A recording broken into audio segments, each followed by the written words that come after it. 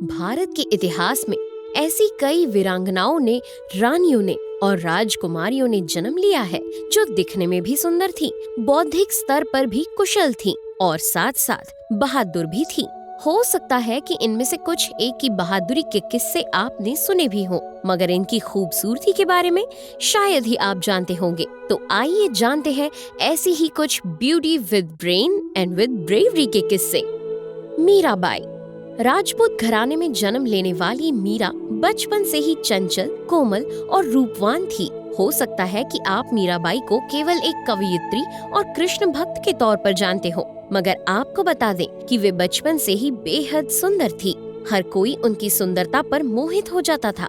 16वीं सदी में जन्म लेने वाली मीराबाई ने अपनी कृष्ण भक्ति की परम सीमा को भी पार कर लिया था। कुछ पौराणिक ग्रंथों के अनुसार उनकी इस खूबसूरती के चलते ही महाराजा भोज के परिवार ने उनका विवाह मेवाड़ के राजा महाराजा भोज से करवाया था। हालांकि मीराबाई ये विवाह नहीं करना चाहती थी, क्योंकि उन्होंने तो बचपन में ही भगवान कृष्ण को अपना पति मान लिया था। विवाह के कुछ वर्षों बाद ही महाराजा भोज की मृत्यु हो गई, जिसके बाद मीराबाई अकेली हो गई और उनकी कृष्ण भक्ति और भी बढ़ गई थी। वे कृष्ण मंदिरों में जाकर कृष्ण की उपासना करती, जो कि उनके घर वालों को रास नहीं आ रहा था। इसी के चलते घर वालों द्वारा कई बार मीराबाई की हत्या का प्रयास भी किया गया, मगर जिसकी रक्षा ईश्वर करे उसे कैसा डर। कुछ सालों बाद मीराबाई वृंदावन चली गई और वहीं अपनी कृष्ण भक्ति में लीन हो गई।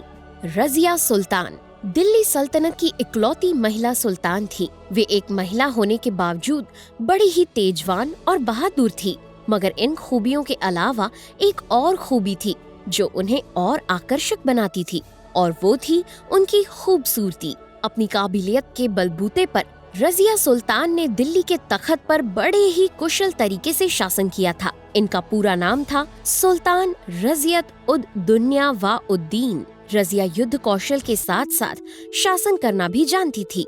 वे उस समय भी पर्दा प्रथा को गलत मानती थी और इसके सख्त खिलाफ थी, मगर किसी महिला या लड़की को तख्त पर बैठा देख उसके भाई को हजम नहीं हुआ। इस बात पर लोगों ने बातें बनाना भी शुरू कर दिया। चूँकि रजिया सुल्तान बेहद खूबसूरत भी थी, इसलिए उनका विरोध और बढ़ गया था। उस समय के लोगों का मानना था कि अगर लोग रजिया सुल्तान को अपना आदर्श मान बैठे तो आने वाली पीढ़ियों से इन प्रथाओं को खतरा बढ़ जाएगा और महिलाओं का वर्चस्व और बढ़ जाएगा। यही वजह रही कि उस समय के भटिंडा के गवर्नर मलिक इख्तियार उद्दीन अल दुनिया ने रजिया के भाई के साथ मिलकर युद्ध छेड़ा, जिसमें रजिया हार गई और फिर उन्हें अल दुनिया ने अपना बंदी बना लिया था। हालांकि कहा यह भी जाता है कि अल दुनिया रजिया की खूबसूरती पर मोहित हो गया था। वो उससे निकाह कर अपनी बेगम बनाना चाहता था। रजिया को बंदी होते हुए भी रानियों वाली सुख सुविधाएं दी जा रही थी। आखिरकार रजिया को अल दुनिया से निकाह करना ही पड़ा। हिंदू जाट से हो रहे एक युद्ध के दौरान 35 साल की उम्र में रजिया की मौत हो गई। रानी पद्मावती। रानी पद्मावती को पद्मिनी के नाम से भी जाना जाता है। रानी पद्मावती के बारे में कहा जाता है कि वो दिखने में इतनी सुंदर थी कि जो कोई उन्हें देखता उन पर मोहित हो जाता। अलाउद्दीन खिलजी ने तो रानी पद्मावती का केवल प्रतिबिंब देखा था, वो भी आईने में, और उस एक झलक से ही वो उनका इतना दीवाना हो गया था कि उन्हें पाने की लालसा में कुछ भी कर गुजरने को तैयार था। राजा रावल रतन सिंह ने भी रानी पद्मावती की खूबसूरती का बखान हीरामणि नाम के एक तोते से सुना था। बाद में राजा रावल रतन सिंह ने रानी पद्मावती से विवाह भी किया था।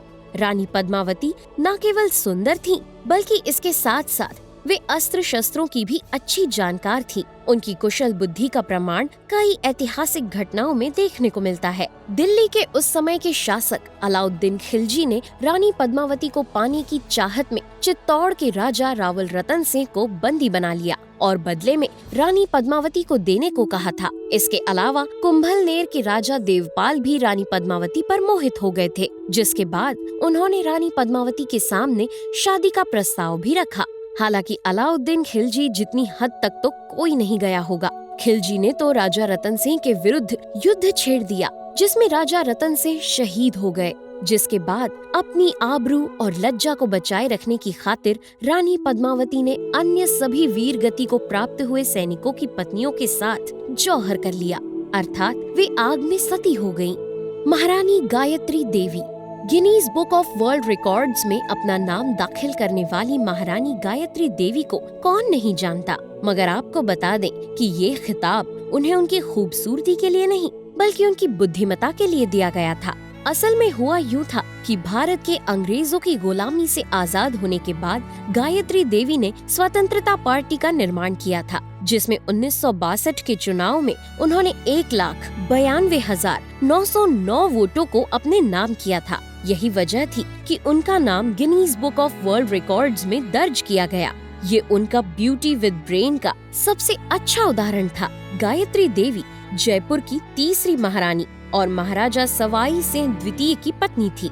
उनकी खूबसूरती के चर्चे चारों ओर हुआ करते थे। इसका सबसे अच्छा सबूत है उस समय की वोग मैगजीन, जिसने महारानी गायत्री देवी का नाम उस समय की टॉप 10 मोस्ट ब्यूटीफुल वुमेन की लिस्ट में शामिल किया था। गायत्री देवी बिल्कुल बेबाक स्पष्टवादी महिला थी। जब 1975 में भारत में इमरजेंसी लगी तो इसकी भी गायत्री देवी ने खुलकर आलोचना की, जिसके कारण उन्हें दिल्ली की तिहाड़ जेल में भी रहना पड़ा था। संयुक्ता कन्नौज के राजा जयचंद की बेटी थी। इन्हें संयोगिता या संयुक्ता के नाम से भी जाना जाता था। संयुक्ता और महाराज पृथ्वीराज चौहान की प्रेम कहानी बड़ी ही अद्भुत थी। एक दासी के मुंह से संयुक्ता की खूबसूरती का बखान केवल सुनकर ही पृथ्वीराज चौहान संयुक्ता से विवाह करने के लिए निकल पड़े थे। असल में हुआ यूं था कि जब संयुक्ता यौवन अवस्था में आई तो उस समय पूरे भारत में हर जगह पृथ्वीराज की वीरता और पराक्रम की चर्चाएं हो रही थीं। जब संयुक्ता ने उनकी वीर गाथा सुनी तो वो पृथ्वीराज के प्रेम में पड़ गई और मन ही मन उसने पृथ्वीराज चौहान को अपना पति मान लिया था। हालांकि संयुक्ता के पिता राजा जयचंद और पृथ्वीराज के बीच संबंध कुछ ठीक नहीं थे, मगर इन सब के बावजूद संयुक्ता ने अपनी एक दासी के साथ महाराज पृथ्वीराज चौहान को अपना संदेश भिजवाया। संयुक्ता के प्रेम का वर्णन, उसके मन की व्यथा और उसकी सुंदरता का बखान सुन राजा पृथ्वीराज चौहान तुरंत ही संयुक्ता से विवाह करने के लिए निकल पड़े। संयुक्ता की खूबसूरती का वर्णन इतिहास के कई पन्नों में मिलता है। वो अपने समय की सबसे सुंदर महिला मानी जाती थी। सुंदरता के साथ साथ वो युद्ध कला में भी निपुण थी।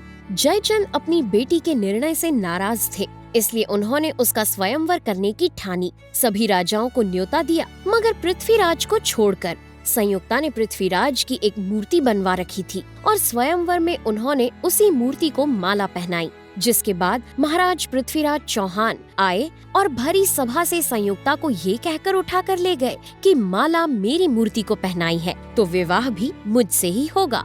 महारानी लक्ष्मीबाई।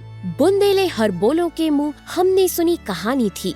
खूब लड़ी मर्दानी वो तो झांसी वाली रानी थी। 17 साल की कच्ची उम्र में जब आज के बच्चे जीवन में आगे क्या करें ये सोच नहीं पाते, तब रानी लक्ष्मीबाई ने अंग्रेजों के विरोध में खड़े होकर अपने देश की रक्षा करने का विचार कर लिया था। झांसी की रानी और मनु इन नामों से मशहूर मणिकर्णिका यानी कि महारानी लक्ष्मीबाई बचपन से ही युद्ध कला की शिक्षा ले रही थी। युद्ध कौशल में तो वो अव्वल थी ही साथ वो बेहद सुंदर भी थी। इनकी सुंदरता का वर्णन तो खुद अंग्रेज भी करते थे। वाराणसी के मराठी परिवार में जन्मी मणिकर्णिका या मनु बचपन से ही बहादुर थी। यहाँ से जाने के बाद अंग्रेजों ने इनकी बहुत तारीफ भी की थी। जब झांसी के बारे में रिपोर्ट में छापा गया तब सर ह्यू रोज ने लिखा था कि रानी लक्ष्मीबाई पुरुषों की तरह सिर पर पगड़ी बांधती और अंग्रेजों के खिलाफ डटकर खड़ी रहती। उनकी आंखें बेहद सुंदर थी। हालांकि 30 साल की छोटी सी उम्र में अंग्रेजों से लड़ते लड़ते उन्होंने अपने प्राण गंवा दिए। दोस्तों, ये तो केवल कुछ ही नाम थे। इन महिलाओं के अलावा और भी कई ऐसे नाम हैं जिन्होंने beauty with brain and with bravery की मिसाल खड़ी की। अगर आपको ये वीडियो पसंद आया हो तो आप भी हमें ऐसी वीरांगनाओं के नाम कमेंट करके बता सकते हैं। हम उन पर वीडियो जरूर बनाएंगे। तब तक के लिए हमें दीजिए आज्ञा। मैं हूँ आपकी दोस्त नेहा आगरकर। फिर मिलेंगे अगले वीडियो में नए टॉपिक के साथ। नमस्कार।